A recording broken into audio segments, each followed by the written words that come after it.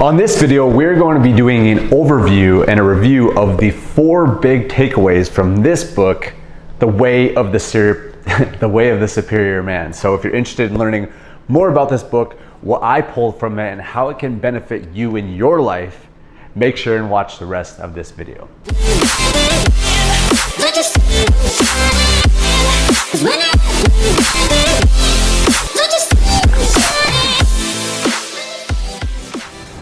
What's up guys, Nick Rapkless here. Welcome to today's video. As I just mentioned, we're going to be going over the book, The Way of the Superior Man. I'm going to be talking about the 4 main takeaways, and I'm going to be basically giving you an overview and a review on this book, but the main things that I got out of this book and applied to my life that have helped me significantly and how it can help you as well. So again, if you're ready for that, stick around. Also, if you can, I would really appreciate it if you could leave me your comments on how you think these 4 things really relate to your life.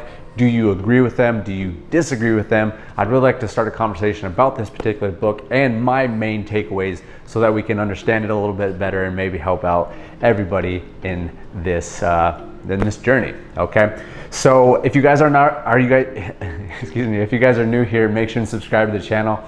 Hit that bell notification so you'll be updated when we come out with new reviews on books, information about manifestation, personal development, and then of course, YouTube advertising. That's one of the main things that we talk about here on this channel and how it can really benefit you, your business, or whether you run an agency or whatever it is. But let's jump into this without further ado, and let's talk about this. Well, I want to give you just a quick synopsis of this book because to some people, the title can be a little off-putting, The Way of the Superior Man. And it's not saying anything to do with, he even talks about this in one of the first chapters. He talks about, it's nothing to do with like gender, okay? It's just, he talks about it as a man, and for some reasons that I'm going to be explaining here in a second, but it's not anything to do with like superior, better than any other person, but it's being better than the previous version of yourself, just being the best version of yourself. And that's what we're all after, especially here on this channel, okay? So let's talk about this. What is these 4 main takeaways that I got from this book that I really applied to my life, and it could help you in your life as well. So number 1 is your mission is always number 1. Now this does relate a little bit more towards the masculine energy. I'm not saying that's a male trait, although it's more so associated with the male gender. But there's 2 different polarities in the universe, okay? There's the masculine energy and there's the feminine energy. And so in order for you to really tackle life as a man and with masculine energy, your vision and your mission has to be number 1. Nothing else can truly fulfill that. No other person, no other relationship, no other like hobby, like nothing is gonna fulfill you as a human being if you have more masculine energy as a vision, okay, as a mission. And that's why I've gotten so clear and so dialed in on my mission on wanting to be one of the best YouTube advertisers on the planet.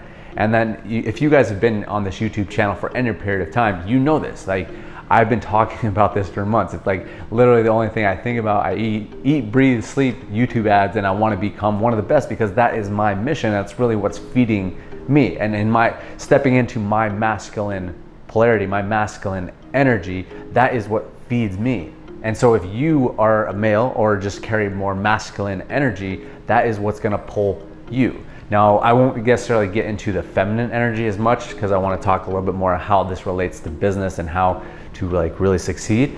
But if you guys do want me to make a part 2 to this video, I will go a little bit more into depth on like everything that is covered, and I'll talk a little bit more about the feminine energy. Just for this particular video, I want to just stay a little bit more focused on the masculine energy and how vision really feeds that masculine energy. Okay, so that really is number 1, is understanding the whole dynamics between masculine and feminine energy, and really one of the main credos for that is your vision and your mission, and really going after something that really pulls you towards it. Okay, and it's nothing to do with making this amount of money. It's more about like having the impact and making this world a better place. That's what's really gonna fuel your vision. That's really what a vision is. Making $1 million is not a vision, okay? Impacting the world in a positive light so that you can get people to think better. That's a mission, that's a vision. That's actually my vision. I want to help people really think better, because that YouTube ads is great, but I even have a bigger vision of really helping people learn how to think and really how to think for themselves, because I think that's exactly what the world needs right now. So number one is your mission. Have a mission, be clear about your mission, and go after your mission, okay? So number two, the number two takeaway that I got out of this book is lean into your edges, okay? So what the heck does that mean? Well, you know, I think in the world we live in today, we're very conditioned to just want to conform to everybody else and just be comfortable, right? But what David Dieta talks about, I think I said that right, David Dieta, he talks about is leaning into your edges and doing the things that almost scare you, that are a little risk-taking, that aren't the easiest things to do. You would much rather conform and you'd much rather get comfortable, but if you are leaning into your edges, and I think specifically in three categories, health, wealth, and relationships, if you are leaning into your edges on all three of those categories, you are going to be stepping into your power. Now, it's not always the easiest thing to actually do that, but if you can, you're going to be so much more stepping into your power. And even though it's tough, even though it's hard, even though a lot of times you want to go more towards the safety, you want to go more towards the comfortable, that's not the way that you really want to be handling your life. And if you can continually lean into your edges in the health, wealth, and relationships area, you're going to get that much better. You're going to have more money. You're going to have better relationships. You're going to have better health. And when we have all those type of things, life is good. Even though it doesn't feel good right away, like it was one of my mentors talked about is get addicted to long-term gratification, not short-term gratification. I think the whole thing about staying comfortable, that's all about short-term gratification. But if you can focus more on long-term gratification, it's going to serve you so much more in the long run. So that is number two, lean into your edges. Number three, get rid of this idea of completion. And again, this is another thing that's kind of ingrained in us from society. You know, you start kindergarten, you finish kindergarten. You start elementary school, you end elementary school. You start high school, you end high school. You start college, you end college. You start a career, you end a career to some extent. But really, that whole idea of like having completion and really just completing stuff is kind of a false ideology, you know, because of the fact that we're always going to be searching for some type of completion means that we're always looking forward to something out of our grasp and thinking that the grass is always greener. You know, you're in high school and maybe high school wasn't going as well, and then all of a sudden you're like, well, college is going to be a whole lot better. And then you get to college and you're like, oh, this is okay, but I can't wait to become an entrepreneur. And then you're like, oh, I can't wait to be an entrepreneur. And then you're like an entrepreneur and you're like, I can't wait to finish this and make a bunch of money so I can sit on the beach. Like, that's not the way to think. And really what this comes down to is staying present in the moment. And they talk about how like this makes your life so much better when you're actually here in the moment, you're enjoying it. But they also talk about how you're so much more energized, you're more charismatic, you're more focused, you're just a better human being when you are in the moment. And I think that kind of comes back to this whole thing about don't wish for completion, just enjoy the moment, enjoy the process. And if you can do that, again, that is stepping into your power. So that is number three, never wish for completion, don't hope for completion, just enjoy the moment.